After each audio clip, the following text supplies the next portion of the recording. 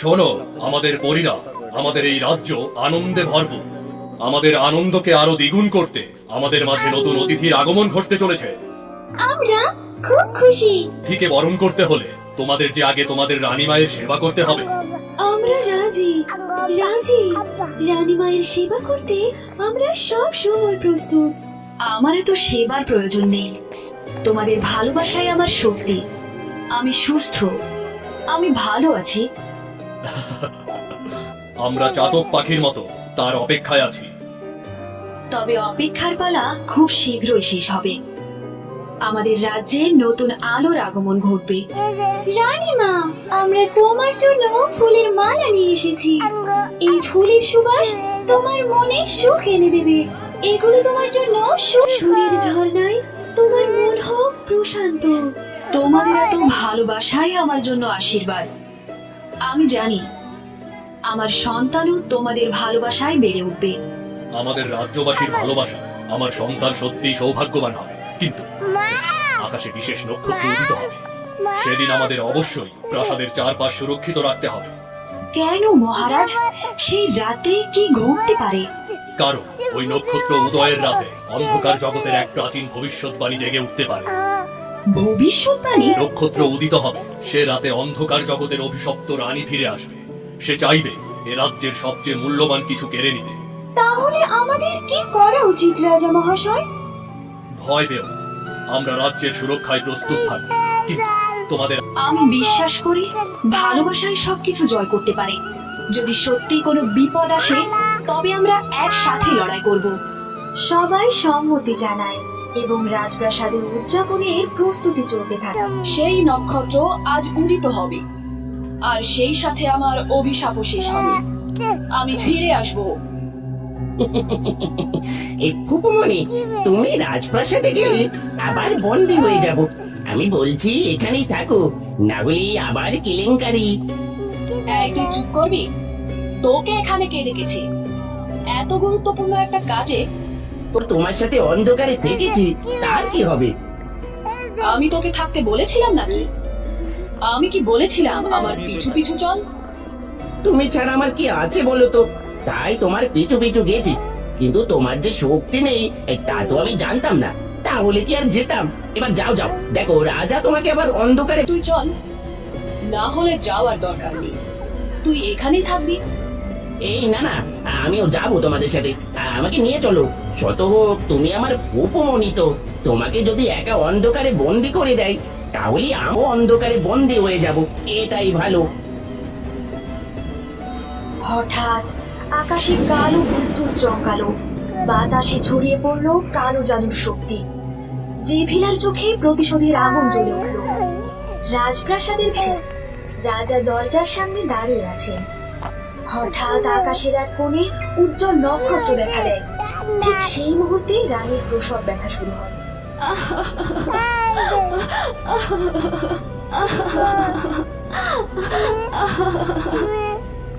এক ছোট্ট পরীর জন্ম নেয়। রাজা দ্রুত জানালার কাছে যান। বাইরে এক বিশাল কালো ঝড় রাজ্যের দিকে ধেয়ে আসছে। না, এটা কোনো শুভ সংকেত নয়। জেভিলা আবার ফিরে আসছে, রক্ষা করতেই হবে।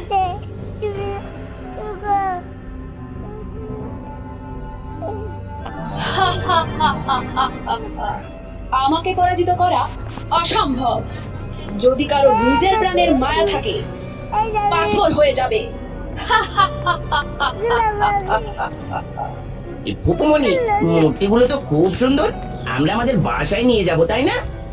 চুপ কর। গুরুত্বপূর্ণ সময়ে যত আগে জেভিলা রাজা পরাজিত হয় এবং হাঁটু মুড়ে জেভিলার সামনে বসে থাকে। আমার মেয়েকে বাঁচাতে হবে। আমি কোনোভাবে জেভিলার হাতে আমার মেয়েকে তুলে দিতে পারবো না। পরীরা, তোমরা যদি আমাকে সত্যি কোথায় পালিয়ে যাব মহারানী? আপনিও চলুন আমাদের সাথে। আমরা আপনাদের রেখে যেতে পারবো না। এই রাজ্য থেকে খুব দূরে নিয়ে যাও আমার মেয়েকে। যদি পারো পৃথিবীর বুকে আমার মেয়েকে দিয়ে আসো। আমার মেয়ে সেখানে আনন্দে থাক। সে আবার এই রাজ্যকে ওই জেভিলার হাত থেকে রক্ষা করবে। আমরা একা চলে যেতে পারবো না মহারানী। আপনি আমাদের সাথে চলুন। আর কথা বাড়াবেন না। অন্ধকারের রানী হয়তো তাকে হত্যা করবে অথবা বন্দি করে রাখবে। আমি তো তাকে কথা দিয়েছিলাম মৃত্যু পর্যন্ত আমরা একসাথে থাকবো। আমি তাকে একা ফেলে রেখে যেতে পারবো না।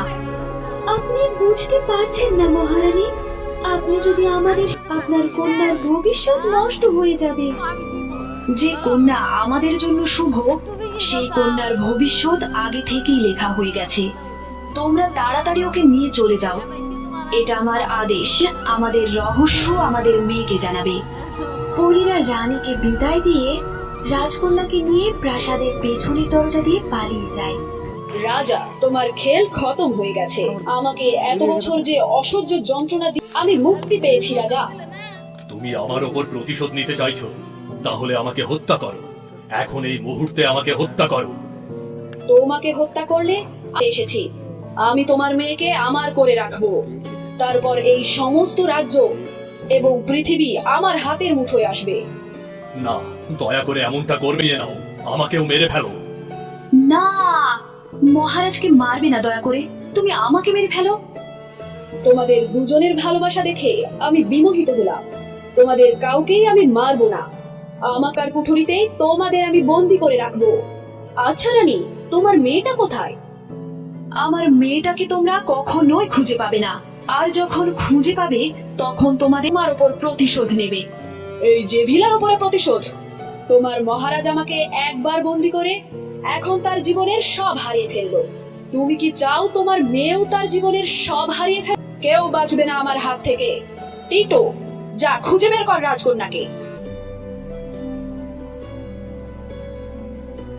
উপমনি, রাজকন্যাকে তো করে খুঁজেছি, কিন্তু কোথাও নেই।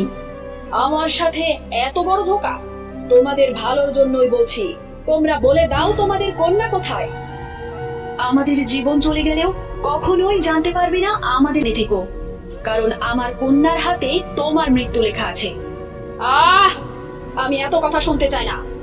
আমি এখানে এসেছিলাম মহারাজের কন্যাকে নিতে, কিন্তু আমি কিছুই পেলাম না। এই প্রাসাদ রাজ্য কিছুর দরকার নেই। এই যদি কোনোদিন ওদের কন্যাকে খুঁজে পায়, সেই দিন ওদের মুক্তি হবে। এই পৃথিবীর যে কোনো প্রান্তে থাকলেও আমি তোকে খুঁজে বের করবই। তোকে যে আমার প্রয়োজন। তুই পালিয়ে যাবি কোথায়? আমার কাছেই তোকে আসতে হবে। আমি আসছি।